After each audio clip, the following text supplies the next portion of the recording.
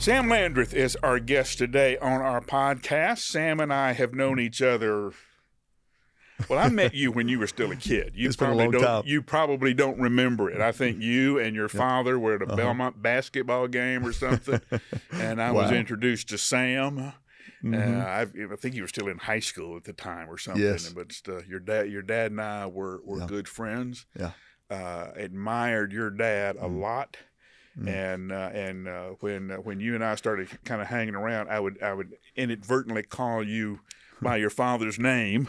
One, because you do resemble him a lot, but just so much love and respect for your dad. Your dad was one of these very, very successful creative pastor of Long Hollow that our friend Robbie is at now, but really put the foundation for all the growth that Robbie's seeing now. Did all that. Your dad had one of those wonderful things of I used to tease him about being the bumblebee. He was the one who didn't know any better. So he would read and he would say, "Okay, go visit the people next to you." So okay, he'd go visit people next to you. Go preach the gospel. Okay, and we talked to him and go, "Man, tell us about what you're doing and all this." Well, I don't know. I'm preaching the gospel and visiting people, and it's like this very basic kind of fundamental church life that your dad just excelled at. So we would always leave going, "What? We don't get it." He's, the church is doubling and everything else. And, and your dad was just very, very faithful and focused, I guess would be a good word on that call. Well, thank you. Thank you for that. He admired you too. I remember him driving us down to Brentwood to hear you preach, and he loved you and talked about you and how you're a gifted communicator and leader and all of that. And so, but he was, like you said, he was focused. Right. I remember him being up, 4 a.m. Right. Working, but he never missed a practice. He never missed a ball game. But he was going to work, and but very simple too. And the one thing I tell people is that from 300 people to 7,500 people, the biggest takeaway I have is I never saw him be a different person off the stage. Right. Yeah. Same guy, even after the church grew, and that's what I admired the most. Right. Yeah. Yeah. Now you did have a great privilege of being your father's son, as I had with my dad. You and I were talking in the hall earlier about we're not seeing generational calls anymore. And it's kind of a different thing. It used to be if you were a pastor, your father was a pastor and your grandfather was a pastor, and you would have family Bibles going back, to the 1800s where somebody in the family had always been a pastor. Nowadays, because of a lot of the frustrations of church life, most pastors are not encouraging their children to go into the ministry. They really want their children to have a different kind of life. You're different than that. You are you inherited a ministry in the best sense of that word, and the mantle was passed to you. What was it like growing up, and when did that call become evident for you? Yeah. For me, grew up, like you said, pastor's kid around church. And I just remember being at a youth camp in 8th grade, and they gave a call to ministry. And I remember walking down the aisle, and I still, to this day, remember that being like the moment where I said, "Hey, I'm called to ministry."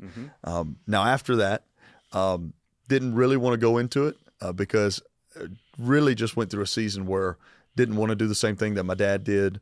You saw a lot of good, but you saw a lot on the flip side too. And then I also just, I went through a season where my dad got sick. He passed to cancer. And I was really just mad at God. And I just thought, a lot of us were mad your dad passed away. Yeah. I was just angry. And for me, I have a long list of people. If Jesus needs to take somebody, I will suggest a few. Yeah, that's exactly right. Your dad was not on my list at all. Yeah, and it was one of those moments too where you had seen God move and you'd seen God work and you'd seen him answer prayers. And so then you have this moment where the whole church is praying because he has cancer, people all over the world. Right. So you're still kind of thinking God's going to heal him, except he just keeps getting worse. Yeah. And It's one of those moments for me though where I had to go, okay, everything I know is being shaken, and I did. I got angry at God because I thought, hey, when I go to church, it's a reminder. I don't want to hear a pastor because all it is reminding me of what I lost. Well, especially Long Hollow, it was your dad. Yeah, absolutely. And so I just went through that phase, but I tell this story all the time because a big part of me even coming back to the Lord, coming back to the call, is I remember my dad was about a month away from passing, and he kept asking for some index cards. He said, hey, if you find these index cards in the house, would you bring them to the hospital? And so I'd gone to the house, looked around, couldn't find them, went back to college, didn't think anything about it, came back because I got a phone call saying, hey, it's not too long before he's going to pass away. So I come back, I get to the hospital, I walk in the hospital room, and I notice he's got index cards. And I thought to myself, if this is what he's choosing to look at or asking for this close to death, then I've got to see what's on these cards. And so I kind of crept behind the hospital bed, and when I looked over his shoulder, I noticed it was verse of scripture after verse of scripture after verse of scripture. And I got to be honest, so I had two reactions. The first reaction was, I wanted to take those index cards and just throw them and say, what are you doing? This is the same God that could heal you. But about as quick as I had the first one, I had a second one, and it was this. If this is what he's choosing to look at or turn to or to hold on to, then something about this Jesus thing has to be real. And I think even for me now in ministry, foundation, life. Your father had hand copied. He had written down verses on index cards. Wow. And he was just flipping through them before he passed. And it just, for me, to be able to see that, to not just see the good on the platform, right, but to see the bad right before you're about to pass away, still holding on to everything you preached, told me I can't throw this thing away. It's real. And I think there's moments, you've had them, right, where there's someone, we have a faith, right, and we have faith in Christ, but there's moments where somebody encourages us so much in our faith because of their testimony or the stance they take. Because if he would have thrown in the towel and said, God's not good, I don't know what I would have done. But the fact that I got to see him hold on to it, I think is even to answer the question of why I decided to go into ministry, why I decided to be a pastor, even though I'd seen all that. Because I actually believe from that moment, my faith got stronger.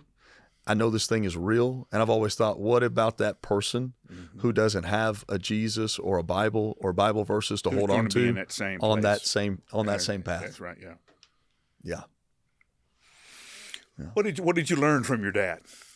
Oh, yeah. Lots of things. I think the main things, my dad told me all the time, he said, hey, talk to anybody. Don't think you're better than anybody.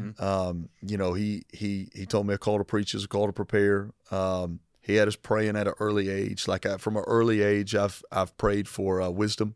God, give me the wisdom to know what to do and the strength and courage to do it, even when it's hard. I remember getting taught that prayer at 6, still pray it today. And I think most of all, he taught me though, hey, he was the same guy. And so I didn't see a different guy on the platform. He wasn't perfect. He made plenty of mistakes. But I didn't see him change as the church grew. I didn't see him get more, worried about that outside world or any of that. I saw him still be the same guy off stage as he was on stage, even as it grew. And I think that just was always a reminder to me of humility. And at the end of the day, right, it's going to be gone for all of us. And only what we leave behind to the people closest to us matters. Yeah. Let me give you a glimpse to your future. I was at Brentwood for 32 years. I'm a trivia question now. It's hard for us to think about that, but it all happens, doesn't it? It's all about Jay Strother now and all that. And who was that gray-headed guy before Jay? That was it. Oh, man. Okay. What would you tell your dad about ministry now that's different from the way your dad did ministry? Oh, that's a great question. I think, he was leading during, it was the seeker movement. Right. And so he was looking at Willow Creek and North Point and I remember when he went from the tie to, the shirt and blue jeans. That's right, and radical stuff. It was all the, It was, hey, let's make everybody feel welcome. Right. And I still remember, the first time he wore blue jeans, my mom grew up at First Baptist Cleveland, and so she's worried, and so she comes into church, and it's just funny how God works things out. Someone sat beside her that literally in the service turned and said, hey, I wouldn't have been able to come to church, but somebody told me I can wear this here, and so I came today. And it was that whole movement of the seeker movement and make everybody feel welcome, which was a great movement in so many ways. But I think right now we had the seeker movement, which was awesome. But so much has changed in culture and in society, even when it comes to political issues today as compared to political issues in 25 years ago. We weren't questioning things like gender or sexuality or marriage. And so now those issues are at the forefront. You've got assassination attempts on political figures today like you didn't have then. And I think you're seeing people really be hungry for truth and really valuing presence over performance. And it's not that before was all about performance, but I think there's a new thing coming in that I'm seeing of it's that combination, right, of like R.T. Kendall says, hey, revival happens when the word and the spirit come back together, and there's been a divorce. I think you're seeing the word and the spirit kind of come back together and people be hungry for truth like they never have before. And probably a lot of that too has to do with social media, the digital age. You can get information overload. And so I think as far as they never compromised the truth then, but I just think you're seeing the seeker movement kind of change, and people are just hungry for truth. They're looking for answers everywhere because the world has gotten so much more confusing. So the church has to be more clear than ever before. And more of that, hey, is there a tangible presence of the Holy Spirit and of God in this place? Is it real? I think they're asking that question. Is it real? What's real? And are we ready to answer that? And I think people are kind of moving from, you remember the days, right? You drive a car on stage, you do this. Yeah. I think it's shifting from that. But at the same time, I think the harvest is very ripe right now when we dive into hitting some of those things head on. Oh, I tell people that there's never been a better time than right now to preach the gospel. Because all the questions culture is asking are Jesus questions. Questions of identity, purpose, meaning, hope, value. All of those are Jesus questions. Exactly. And we should be at the forefront of that conversation. Exactly. With that. Yeah. Okay. Now, you have been on staff at Thompson Station for... I've been there a little over 8 years. Okay. And you were the Gen X pastor. Came in as the youth pastor. Then moved to Next Gen. Then kind of a associate co-pastor year. Okay. And you and Tom McCoy, who was pastor at the time, were very intentional about this transition. So what did you learn as a Gen X pastor that now informs your leadership? I think you started seeing what we talked about in even the next generation and in youth ministry and kids, is that there's a hunger right now that hasn't been there. I just don't remember, teenagers sometimes wanting to worship at length the way they want to right now. I haven't seen them asking questions the way they're asking questions right now. I was shocked when I was it was when I was a youth pastor. I was walking around in the middle school, and it was sixth grade lunchroom, and a sixth grade table stopped me, and they said, "Hey, Pastor Sam, what do you think about homosexuality?" It stuck out to me because I thought, these are 12, 13-year-olds. This is the conversation at the lunch table. Now, when I was in sixth grade, we weren't anywhere close to that conversation. We were throwing food at each other, but it told me something. It said, "Hey, big comic book." That's exactly right.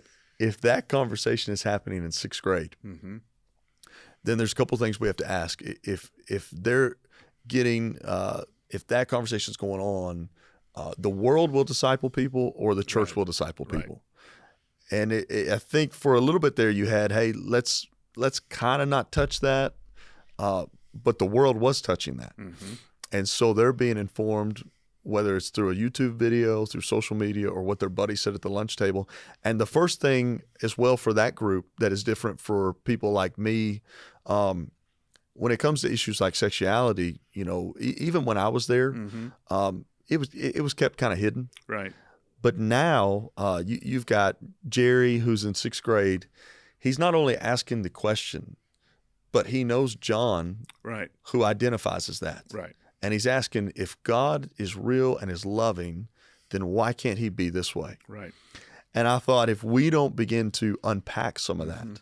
And even more with that, the next level of that same conversation is you have parents who are confused. I want to love my child. I want to support my child. But how do I help my child? They're being told by the world, if you do this, then we would take your child away from you. Yeah. Yeah. If you don't support certain decisions your child wants to make. Yeah. So your parents are struggling, and you're opening a whole can of we and to go a few layers with that, and then you're trying to even have the conversation of, if someone does come in that is identifying as a different gender, okay, how do we hold to the truth, and how do we love, and how do we disciple our people to do that? I think all of these things together create just a melting pot. Sunday we were talking, and we were asking the question.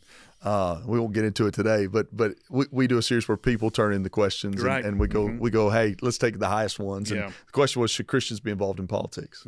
But we talked about how we've removed so much of Christianity from America, and now everybody's doing whatever's right in their own eyes. And when everybody's doing whatever's right in their own eyes, there's no moral standard anymore. There's no moral ground. And when you remove that, it's whoever yells the loudest. Chaos comes in. And I think you've got a lot of people, like we're saying, discerning all of that. But I think we started to see it, to answer your question, I started to see it in the next generation earlier. Questions they were asking, things they were wrestling with, that the church has to be ready to answer. We're so putting we pass that decisions baton on our children earlier now, before they have developed the maturity and the thoughtfulness to be able to address these issues in a meaningful way. The mission always stays the same, and the method changes, but the idea of missiology, right? The way we go about it has shifted in this time a little bit compared to 25 years ago. Well, and I'm a professional speaker. I do this all the time. I want to go back to your point earlier about how they are seeking truth. They're also seeking truth tellers. In that, I don't know who to trust anymore. Yeah. Okay. I can't trust this politician because we have evidence where they have lied. So I can't trust this entertainment person because of this and that. I can't trust this expert because they have been compromised in this or that way. I can't trust this pastor because of any number of, they've robbed the church, they've run off with another person other than their spouse. So all the people that we used to hold in high esteem, we no longer trust anymore. Yeah. So you were talking earlier about the ministry of presence and how important that is. And that I'm going to watch you. If I come to Thompson Station and I sit there, and this is my first time in the church, and somebody says, hey, that's Pastor Sam, I'm going to watch you before I ever determine if I will listen to you. Okay? I'm going to watch how you act when your kids run up to you. What happens when your wife walks up to you and you're in the middle of a conversation? Do you open your body and invite her in? What happens? How do you treat those people? How do you treat the staff?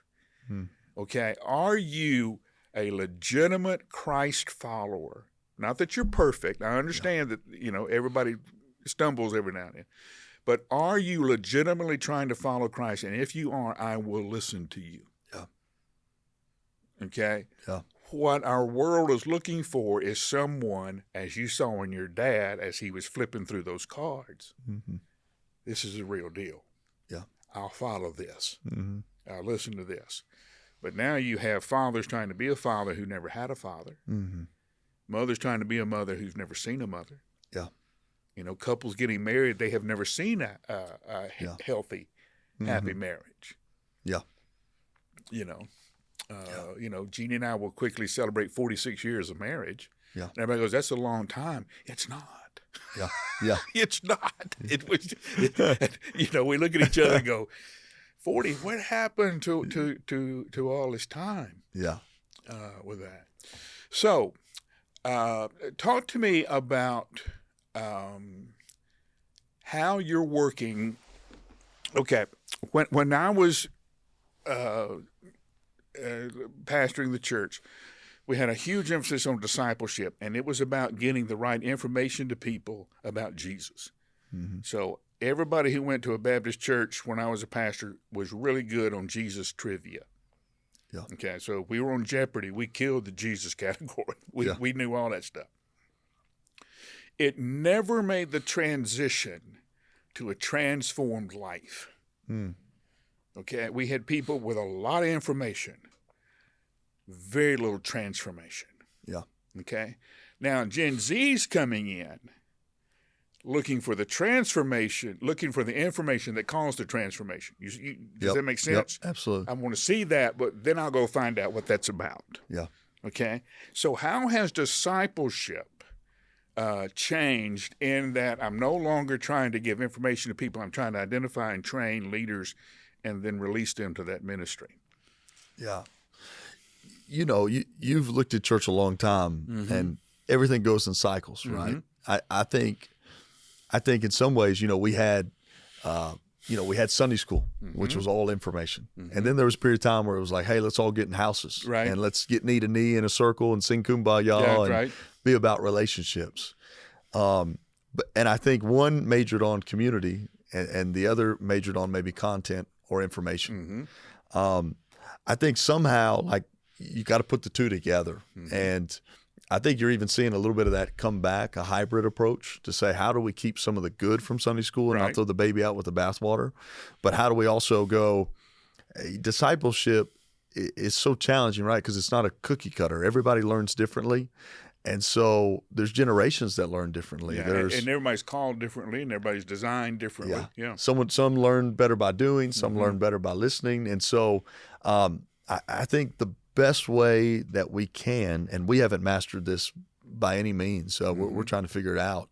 For us is one, how can we get people to do life together and pour in and disciple, and honestly too, keep the conversation from Sunday going. How do we make it where it's not just Sunday and then we leave? How do we keep that conversation going throughout the week, to your workplace, to your home, and then after the fact? But I think it's got to be some combination, because the other thing I think people are looking for right now, and I think the screen did a lot of this. It's all digital, it's all social. Right. Some of that performance we see is because of that, right? And there's a church in Arizona during COVID. It's actually, I think, maybe the second, third largest church in America, but they doubled down on space for people to be able to meet, to be able to eat after church, a parking lot, because they said this. They said, right now, everybody can get content. You can find content everywhere you want, but we've lost the idea of community. I think whatever way you can mesh those two, you can't replace relationships no matter the age of the generation or what changes. So you got to have that. But then two, how do we also make sure that we're still teaching the Bible, but we're not becoming Pharisees? Right. Now, the answer to that, I don't know, so I'm probably not giving you a great answer, but I think it's trying to get people. Well, we'll have you back and you can think about That's that. Exactly right. And we'll, And you know how it is. It's such a tough one. I think it's getting people with the people they're doing life with, and going through. Well, I think you're wise in understanding that it is both, but what we emphasize at the moment would depend on who's in the group. Yes. And there'd be a time when you would come in with heavy content, and there'd be other times when you go easy on the content and really heavy on the relationship, depending on.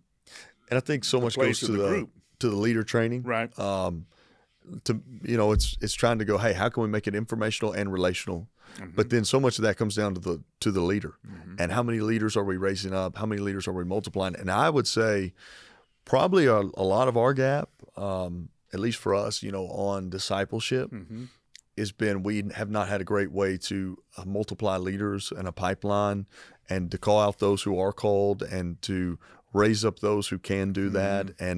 And so then we sit there and we go, man, how are we going to take care of all these people? Because we're seeing all these people come to know Christ, and there's ways that we have to be able to raise up those leaders faster. You have transitioned to our next question. You and I talk about the future. There is a huge gap of leaders available for the church in the future. Yeah. Most of our pastors now are over 65 years old. We don't have that many that are under 40. So what is Sam's burden and thought process on how you identify those and train those who are called to the ministry? Yeah, I wouldn't say that we've developed a great process yet. Would love to see us do that. I know you guys are doing a lot of that. But I think you're right, and we've talked before about this. There's a lot of people who are sitting in the seats that are called. I think you even go back to where we started this conversation. I think somewhere along the way we went away from calling people at youth camp. Right. And for me, it's every like Sunday it was come to know Christ, join the church, or consider full-time ministry. And see, I don't even hardly remember that, but I've heard that call was there a lot. Back in the old days. I actually felt a call to do that in March. Yeah. And we saw people say, hey, I feel called to full-time ministry. And so if we're never making that invitation, but I think even those times at youth camp and the next generation and helping people see, I think too, when it comes to seminary and all that, you're not seeing people go to seminary as much. And so how are we creating ways for people to be, residencies, internships, figure out if they have that Get call. them in the school of ministry, the engaged church network, school of ministry. That would be a good. It's exactly right. What's that pathway now? How do we Whereas the old way was, hey, go to seminary for 3 years and then come back out. And you're right. I mean, I preached at a church in West Tennessee, McKenzie, and they're looking for a pastor. It's hard for them to find one. I had a church in East Tennessee the other day asking me, they've been looking for over a year. And the list goes on of churches that are looking. My heart, one day what I hope is come alongside guys like you is more for our state. I've always said, hey, we can't do everything. Well, that's why we have the Middle Tennessee Initiative. We want to hit that area. And so I think there's ways that we can begin to raise up the next generation, begin to call out those who have a call, and to begin to send those out, and to even help them in that sending, just like you guys are doing. Because if you go to one of those towns that I just mentioned, man, you're on an island. Yeah, you don't know who to call. It's tough. And what it would be to have a network where ever so often 3 or 4 of us came to visit you. Yeah. Tell us what you're doing. Let's learn from you. And between Sam and me, we've seen everything. So what would that mean? So there's. I think you're seeing a lot of churches develop their own school of ministry, which I think is a good thing. They're blending the two, the practical and the theology. But I think the church has to go, hey, I think we almost gave the seminaries our job. Right. Then the seminaries weren't pumping out what we needed, and then we had created this vacuum, and now the church is trying to go, how do we do this again? Right. It's all going back to the local church. Yeah. The other thing that I find interesting is that everybody thought that my life sucked. They would tell me all the time, "Well, I wouldn't do what you do, man. How do you do what you do?" Yeah. And I'm sitting there thinking, I wouldn't do what you do. That's right. You sit in a little cubicle, you sit in an office. I'd be bored out of my mind. With that, I got to where I tell people, I said, there are moments, but I want to tell you something. You don't get to see what I see. That's you don't get to be part of what I'm part of. That's right. And there are moments, man, where you see God do stuff, and it's like, oh, One time, this lady had an affair. She was going to tell her husband that she wanted to do it in my office because she was afraid of him. Oh, okay. Yeah. You know. Well, she starts telling him what's going on, and she's sorry, and she wants this stuff. And you remember in cartoons where guys would fall apart in chunks? That's what this guy did. He just fell in chunks to where he's on an all four, sobbing on the floor in my office. Yeah. And she's trying to tell him, I'm sorry, da-da-da-da-da. But it just, like lightning, I saw his body stiffen. And he got up on his knees, and he stood up. He sat down next to his wife. He took his wife's hands. He looked at her, and he said, "This is not God's will for our family." Wow. Wow. And I'm supposed to be the one with wise words, right? I got nothing. Yeah. And he looks at me and he says, "I refuse for this to be the last word of our family. Wow. This will not be." Man. And they started working the process. Now they're happily married. Unbelievable. But I tell people, I said, you don't get to see that. Unbelievable. Yeah, Unbelievable. I get to see that all the time. Yeah. And in fact, and you've only been there 3 years, but even now you stand up in front of your congregation and you go, "I know that story. Yeah. I know that story. Yeah. I know that story."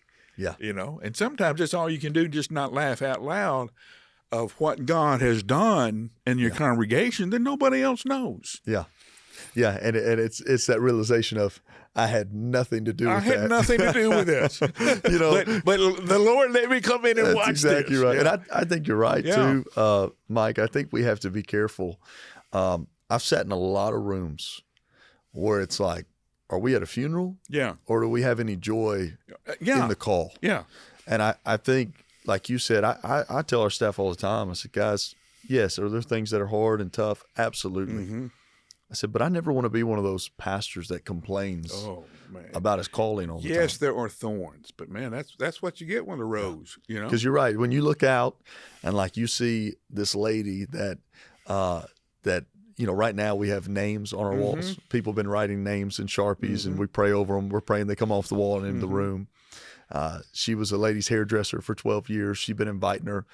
She's from Iran, and she comes to a service, gives her life to Jesus, just got baptized. Yeah.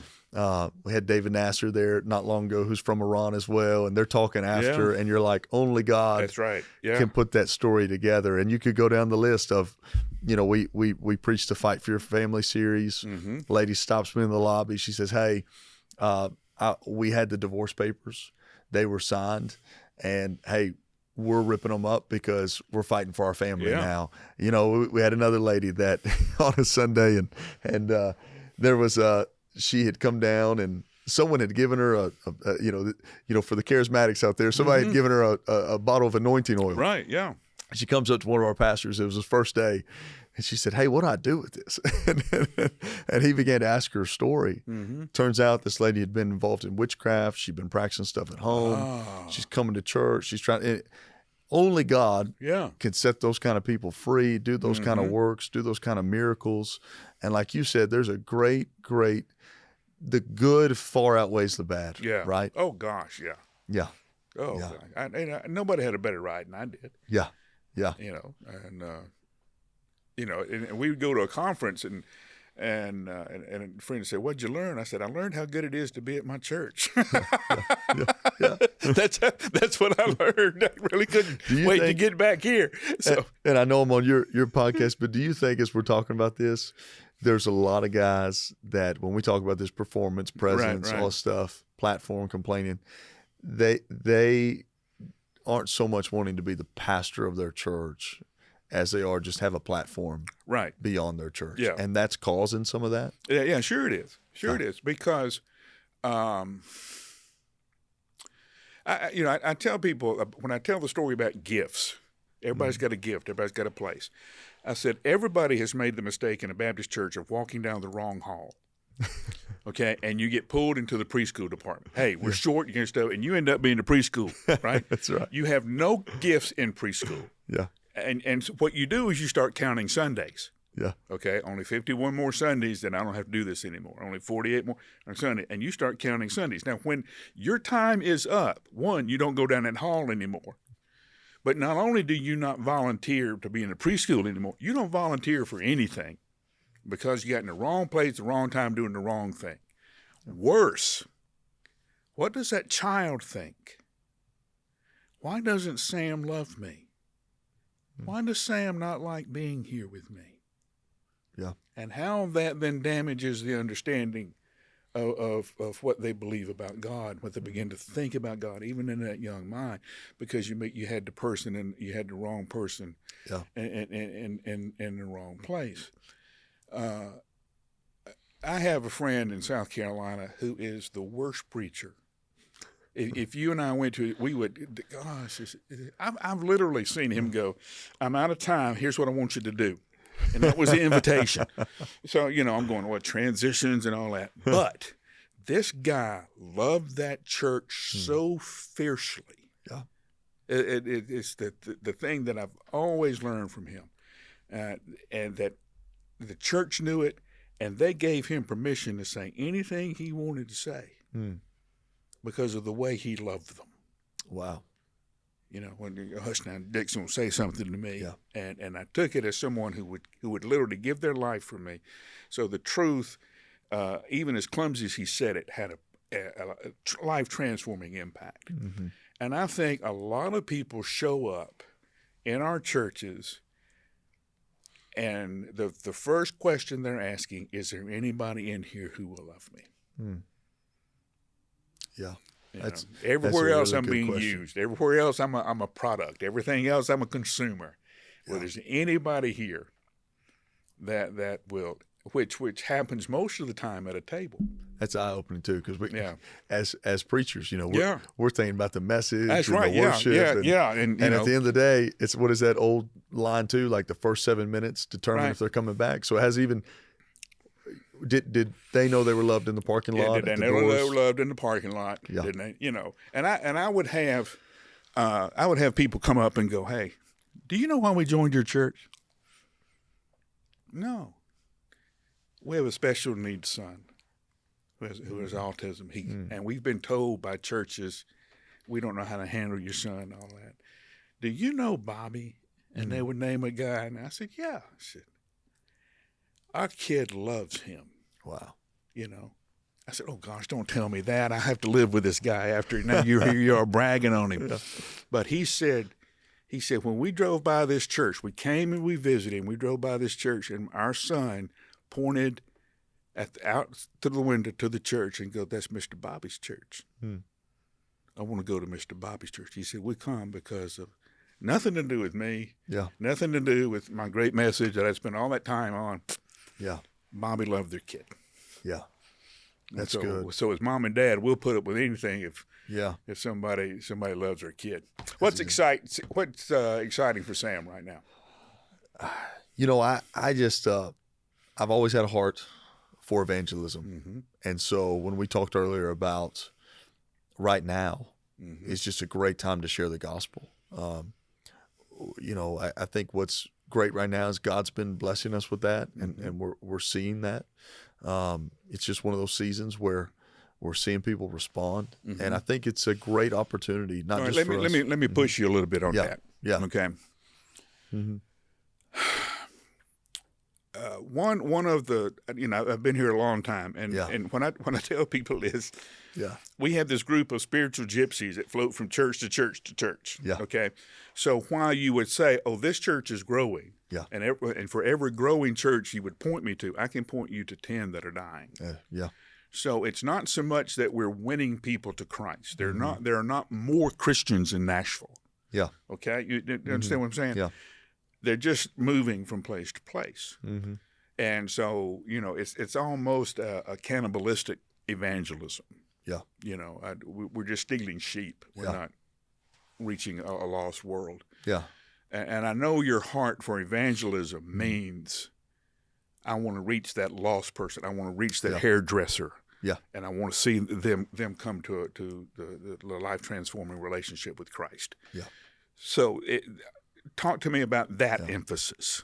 Yeah, I think you're exactly right, especially in Middle Tennessee. Right. From church to church, and I laugh with some of the guys. I said we're just trading people back and forth.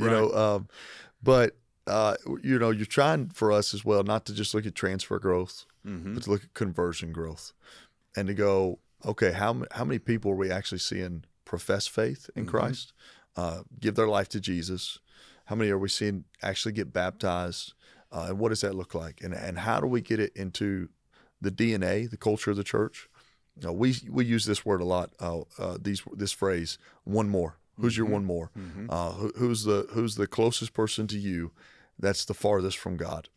So on our walls right now, we just said, hey, we want to be more. We want to care more about the cost of.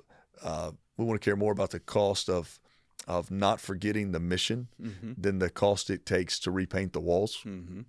So for this season, man, write that one more down on that wall, pray over them. And right now you can go around the wall and you can find like where it'll say my husband, and then it'll have a date next to it.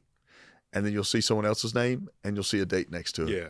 And when we started, there was none of that. But now, so when that girl from Iran, who was the hairdresser, that day, she's up praying with the couple. They stopped me and they said, hey, she just came to know the Lord. She was our person on the wall. We're taking her right now to her name and we're marking it out and putting the date next to it. Oh, yeah. And so to tell those stories, try to keep that at the forefront. And to your point, what we forget is we get so lost in people going from church to church. There's a lot of times for me, and again, we're fine if people come, but I'm trying to sometimes go back and go, hey, how are we making sure that we're not just trying to make someone happy or say, hey, we offer this program, so come here, and they don't, but like, how are we actually reaching lost people? What are we doing to do that? What are we seeing in that? And if we're not seeing that, what good is that growth really at the end of the day? Because if we're not seeing any of that, and some of that for us too, Mike, is the next generation. We know, right? Most people come to know Christ before 18. Right. But then I try to take that as well and go, we want to be heavy evangelistic there, but then, man, we want to see adults too. That's right. Yeah. So what does it look like for adults? What does it look like in that area? What events are targeted at that? So we just did a men's event. And that night it was we did all kinds of stuff, but then I don't normally do it. I preach that night, but then we were doing a straight up gospel invitation, come down. And we challenged men to go find a man that normally wouldn't go to church that would come to that. So I think it's for us, we'll do some things throughout the year. We're always trying to get people to share it on their own. But at the same time, if we can at least I think we get so busy. I'm guilty of this. We don't even recognize who God is placing around us every week. And I feel bad because in so many ways, I say that about evangelism, and I share the gospel way more on stage than I do off stage, and it should be the opposite. Because everywhere I'm going, God's placing someone in front of me. And I think a lot of people, they get busy. Well, and especially in the ministry, we get to thinking that working for Jesus is the same thing as working with Jesus. That's right. And it's not. Yeah. It's a very, very different understanding. What do you wish church people understood about Sam as pastor? Oh, I think that any leadership, right? Yeah. You lose the right to be understood. And so I think just knowing, hey, at the end of the day, we're praying. Yeah. We're asking God, and we're making the decisions we think are best, just like they would somewhere else. Yeah. Let me give you one of the highest compliments I can give you. For your father, we would say he's just David. Yeah. For you, what I want your church to know is he's just Sam. Yeah. Yeah. Good deal. Yeah. This is Sam Landrith. He is the pastor of Thompson Station Baptist Church. It's the Thompson Station Church. That's Thompson Station Church. Thompson Station Church. And been there 3 years now, doing a great job, and we're glad to have you. We got to have you back. But thanks for being here. Hey, thanks for having me. It was an honor.